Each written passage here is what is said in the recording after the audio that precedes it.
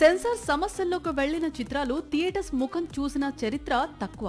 అందుకు recent example గా సత్లూజ్ చిత్రం. కానీ కొన్ని చిత్రాలు మాత్రం అన్ని అడ్డంకులు అధిగమిస్తాయి, థియేటర్స్ కు వస్తాయి, పరిశ్రమకు పండగ తెస్తాయి. అలాంటి చిత్రమే జననాయకన్. జూలై 23న గ్రాండ్ రిలీజ్ కు రెడీ అవుతోంది. ఇందుకు సంబంధించి అఫీషియల్ అనౌన్స్మెంట్ వచ్చేసింది. టీవీకి అధ్యక్షుడు, తమిళనాడు ముఖ్యమంత్రి విజయ్ హీరోగా నటించిన జననాయకన్ గత 6 నెలలుగా సెన్సార్ వివాదంలో చిక్కుకుని విడుదలకు నోచుకోలేదు. దీంతో దళపతి అభిమానులు పడ్డ ఆవేదన అంతా ఇంత కాదు. అసలే దళపతి సినీ జీవితంలో ఆఖరి చిత్రం అంటూ ప్రచారం.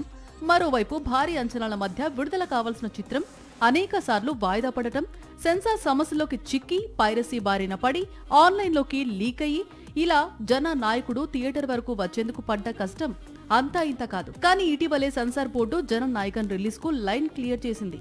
సినిమాలో కొన్ని మార్పులు చేర్పులతో ఏ సర్టిఫికేట్ జారీ చేసింది. దీంతో దర్శక నిర్మాతలు ఈ చిత్రాన్ని జూలై 23న రిలీజ్ చేసేందుకు సిద్ధమవుతున్నారు.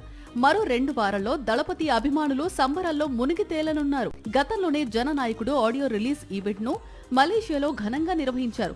అప్పుడు విజయ్ చేసిన ప్రసంగం తన అభిమానులను భావోద్వేగానికి గురి చేసింది. గత 33 ఏళ్లుగా మీరంతా నా కోసం థియేటర్ల వద్ద లైన్లో నిలబడ్డారు. ఇప్పుడు మీకోసం, ప్రజల కోసం నేను నిలబడాల్సిన సమయం వచ్చింది. వచ్చే 30 ఏళ్లు నా జీవితం మీకోసమే. మీకు సేవ చేసే రుణాన్ని తీర్చుకుంటాను అంటూ ఎమోషనల్ అయ్యాడు విజయ్.